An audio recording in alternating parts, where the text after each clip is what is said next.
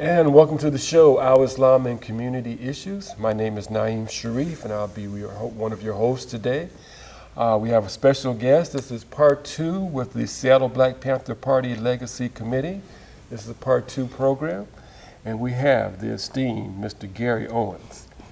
And next to Gary is the outstanding, the wonderful Vanetta Mosa.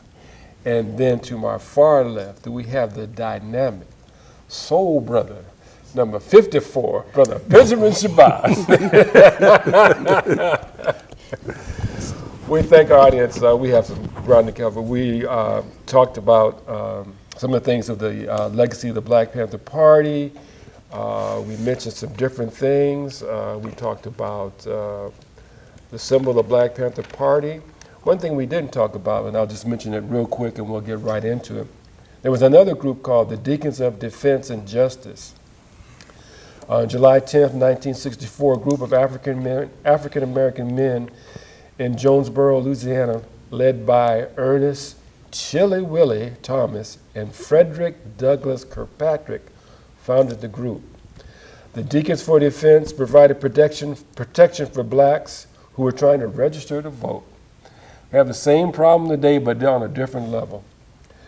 You know how they suppressed the vote. So they were protecting folks from the Ku Klux Klan.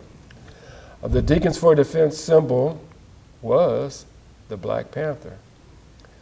So that's interesting. So we talked about that earlier, and we talked about how the Black Panther Party formed in Oakland, California with Bobby Seale and Huey P. Newton in 1966. It started here in Seattle in 1968. It was the first chapter outside of California. So just some other tidbits on that. Some of the things we also talked about was police patrol, and we talked about the free breakfast for children. And we're just getting ready to start on the medical clinic, Carolyn Downs. So if our technician will show a picture there, the next picture should be of Carolyn Downs. And Vanetta, if you want to talk about that, and then Sure. Gary talk about Carolyn Downs and the free medical clinic. So we're going to put it in. There you go. Okay. So there's a picture of Carolyn Downs, a picture of a picture. Yeah, beautiful picture. Beautiful woman in heart and spirit. She wasn't with us with the Black Panther Party when the medical clinics came in tuition. That was after.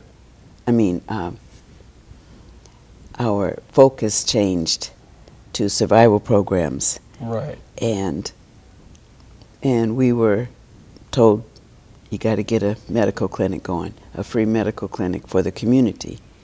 So we hunted around and met a physician, a neurologist, neurosurgeon, who told us to come on down to... So was that Dr. John Green? Dr. John Green. Okay. A white fellow, but he was very sensitive to, the community's lack of resources for health and so forth. And so we got lots of equipment and started it. And then he also helped us set up schedules for interns and residents to come and work in the clinic. And as the years went on, before Carolyn Downs fell sick, she worked with the party. Well, she was a Panther, and she worked with the people who were working in the community to try to get health care, free health clinics going. And it happened, but it didn't happen until she passed away. And the medical clinic was first named Sidney Miller Clinic. Right. But after she passed, and the forces that put that money together to get in, to take part, we moved into half of Odessa Brown's children's clinic. Okay, so maybe with a good So time they to, shared space. And good time to show that slide, the next slide of, Yeah. of the clinic there. But go ahead, continue. Go ahead. yes. So, yeah, then the name was changed to Carolyn Downs Family Medical Center. Okay. So it is in still operation, the only one that the Panthers started that is still in operation here in Seattle, Washington. Where's Yeah. that located? It's on like between 21st and 22nd in Yesler. Yeah. Okay, okay. Yeah. But where did it start at, though? It really started with like around 34th and Union, up in that area. Yeah. That was right by where you live. Right. Yeah, Right. yeah. Yeah. Right. No, by where you lived. That's what he said. Not, did you live on 34th? I live near there. Oh, Yeah, I'm you did. sorry, but I'm thinking about a different house. There you go. There you go. So, Well, I Mr. know- Gary, you got some things about the medical Well, clinic? it's interesting because the medical clinic was high on our agenda because that was something we knew we could replicate in some kind of way, and we knew that in the system, if you didn't have insurance from your job or whatever, that you had to go to the King County Hospital. And there used to be being a native Seattleite, people used to end up calling it the place that people go to die, not to get healthy. Because if you went there, it was kind of devastating because you go in there and it's supposed to be a hospital that is sponsored by the King County, by the county itself. But you go in there and people are laying this way and laying that way on these devices and whatnot, and you could sit in the waiting room, in the emergency room for hours waiting to be seen. And I guess they had cases where people actually did die in the waiting room because either they didn't have the resources or didn't care. So this notion that somehow that was not dignified healthcare, in our opinion. And so to be able to do something more effective, more sincere, more resourceful, we had to take the initiative. And some of it came from national, where we had to figure out a way to create something that would be iconic for Black people in the community who needed health care, who needed somebody sincere, who needed somebody who was going to listen to what they had to do and provide them with not just the care itself, but with anything beyond that, medicines and things that you might need to go beyond that.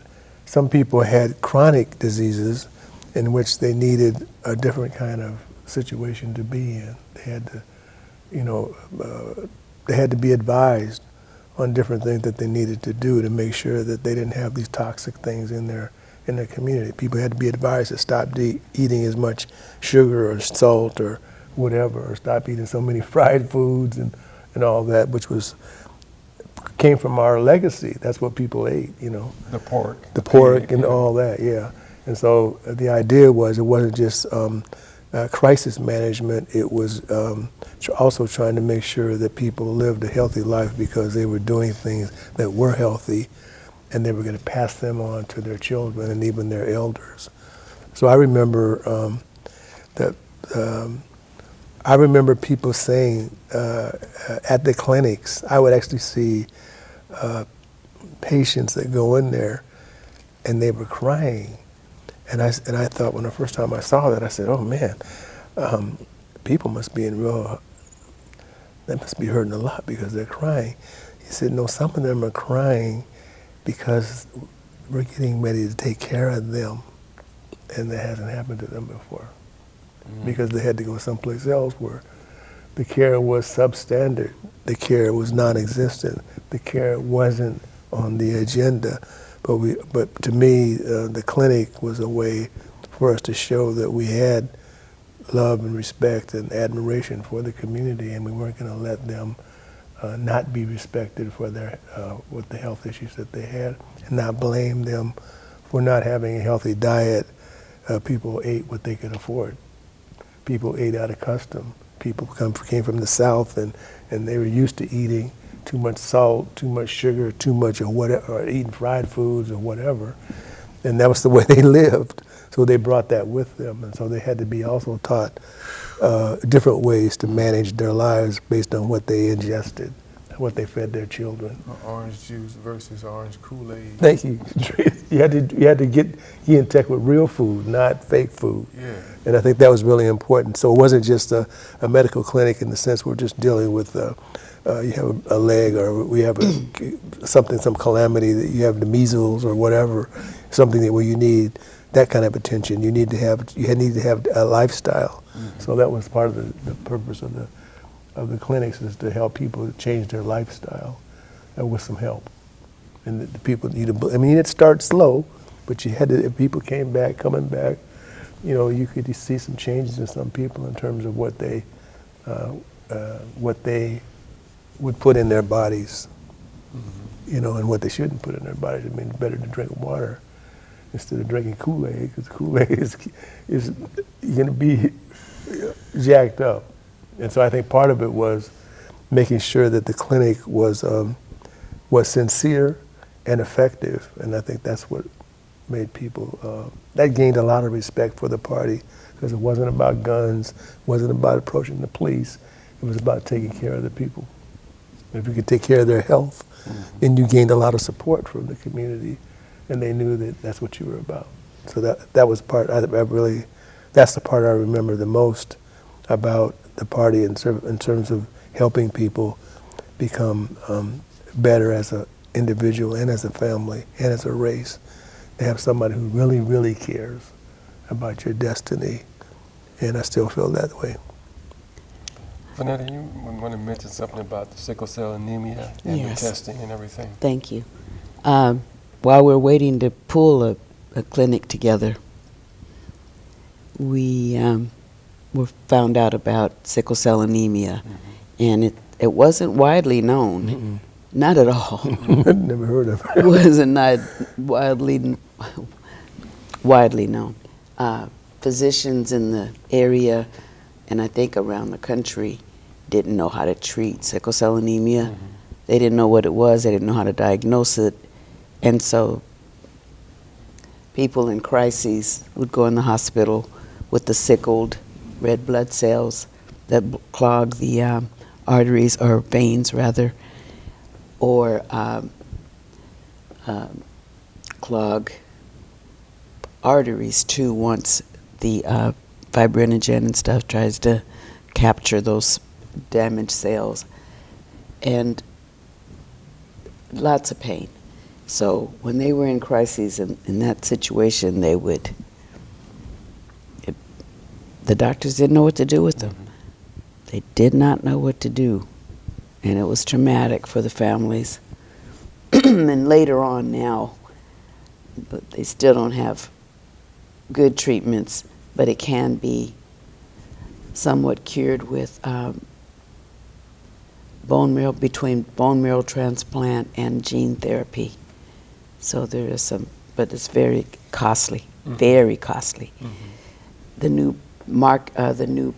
drugs that came out on the market recently are very costly, and they're injections or intravenous medications, and they they say that persons would have to have 3 or 4 of those a month. So over $1,500 a month to prevent crises. So they're going to make money on this before we get our Medicare for All up and running, because they're just, it's wrong. It's just wrong. One of the things that Huey Newton said, so as far as the ability to, first of all, define phenomena, and secondly, the ability to make this phenomena act in a desired manner. So this was some of the reasons, like you said, of the survival programs. We saw a need, of course, police patrol. Then we got into the real survival programs with the free breakfast program for children and the medical clinics and the free ambulance service, free groceries, free shoes, the SAFE program for elderly to take them around. All these programs here, they were, I think they were Well, I would just put it this way. The survival programs were pending revolution. You know, people weren't ready for the revolution then. They're not ready for revolution now. So one of the phenomena was children were going to school without breakfast. So the solution was a free breakfast program. That was the ability to make this phenomena act in a desired way. Gary, what are some of the other things as far as the programs or stories or things that you want to add to this conversation? I think the general thing, Naeem, is to understand the condition of the community and be able to react in a way that was positive. The reaction would be to get the public sector or the private sector, but the public sector where people pay their taxes to do more for our people. The other part was, as you mentioned, it also had to be something that came organically from the community to figure out, well, what can we do while we're waiting for the public sector to wake up or be more consistent in their care of us. And I think that was important. I do also think that one of the things that I liked about the party was we had, I guess we injected into our brief breakfast program what we called, basically there were schools where while kids were eating, we were giving them key information. We were talking to them about memory, how did they get here? We were talking to them about communications, what's happening to us today. We talked to them about their identity, how do we know who we are as people. Mm-hmm. We talked to them about character, what does that mean to be a person with character. And we talked about purpose and consciousness. And these were things, this is before they went to school. The dynamic of it wasn't just limited to black children. We kind of posed it as, we know you don't have enough maybe resources to make sure your kid has a healthy breakfast before he or she starts school, so anybody can come. So, excuse me, the one I worked with Kathy Alley,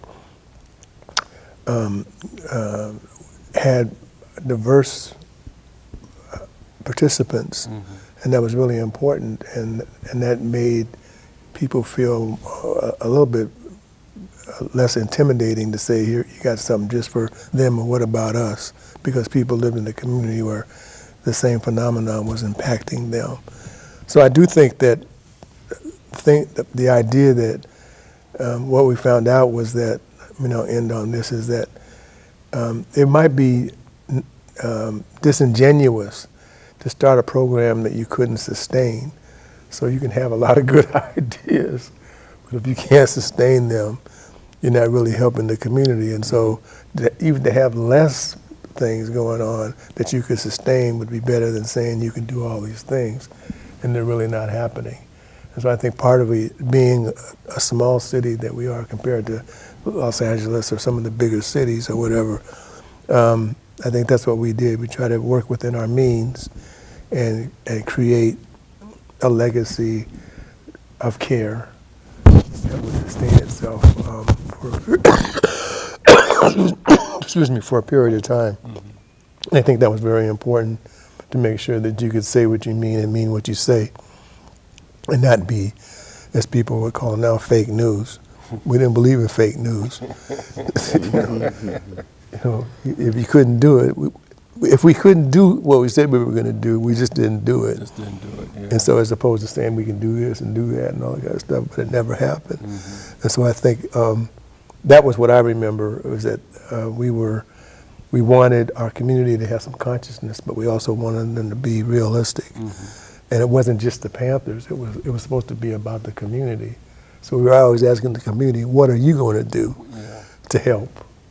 So we're not just giving you something and there's no reciprocity, And so the idea was the caring had to come from the community, and I think that's what we're trying to tell. So that was like some of the welfare mothers. They would be cooking the food for the free breakfast program. Yeah. So they were doing the work. They were doing the work, and it gave them some dignity. That they were part of they weren't, because people, when you're in welfare, you get stereotyped that you're not worth nothing. You're just a tax burden on the people who are paying taxes and stuff, you know. And so that's not right. Yeah. Ben, did you have something on your mind? I'll talk about it later. Okay, so we want to get to the rest of some of these pictures, and I want you all to comment on them, and we'll kind of go through them somewhat quickly. So the next picture, let's go to the next picture after that, and it should be of Angela Davis and Big Man. So that picture hopefully will come up, and just some comments. Okay, so Angela Davis and Big Man. Vanetta, what you got to say? Handsome couple, but they're not a couple. But they are handsome people. No, Big Man was a very giving guy. Very giving. He looked small there. Yeah. So this is in the later years. Yeah, seemed like he got bent over and shorter. But yeah, I met him in 2016.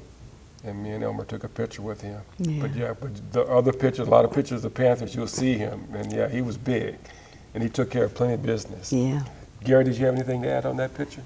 No, I think that one of the things I remember about her was that she, even though she was, people might have thought of her as elite because she had a PhD and she was very, very smart, and she worked at a very well-known university, that she wouldn't be accessible to people like that were out in the community, but that was just the opposite. She was down for the people, and she wanted people to know that the principles of education had to be accessible to the people where they had been barred from. Obviously, slavery was put in place so that people would be ignorant, and they wouldn't know that they came from kings and queens. They wouldn't know what their real legacy was, and that they were, even though people didn't have to pick cotton necessarily, they were supposed to be having that kind of mentality that this is all we could do. And I remember her notion that somehow that we should have a different mentality around the way we even think about incarceration. Incarceration was a business. You know, and it still is. It's still a business, and the idea is if you don't have this and that and whatever, then you get a free pass. And I think the idea is now we have a lot more awareness about what role does incarceration play in terms of making sure that people, if they come out, they can survive. Gotcha. So we got about a little less than 5 minutes. Let's go to the next picture.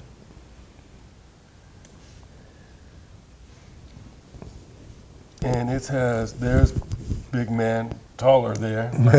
and then there's Mama C. She's coming to Seattle. She does art. And what's it, Tanika Lewis? Is that the other sister? Oh, Tarika? Yeah, Tarika Lewis. Yeah, she is. Violinist. She was the first woman in the Black Panther Party? Yeah. So she was something else, and she's also a violinist and everything. And I don't know who the other two people are. Maybe you all know that. I can't remember his name. Yeah, but Mama C. She lives in Africa, Tanzania.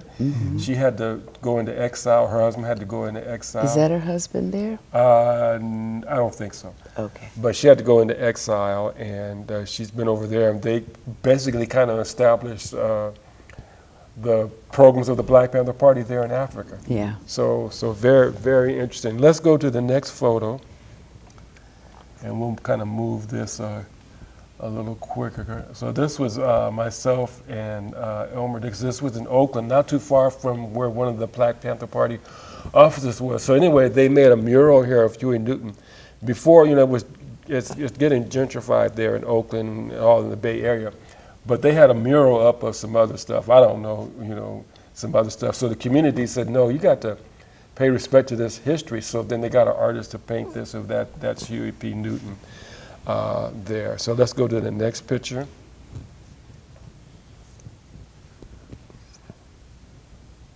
And this is a picture of Satur Ned, I believe that's how you pronounce his name, myself, Frederica Newton, Huey P. Newton's wife, and Elmer Dixon. So it was good to meet her and see them there.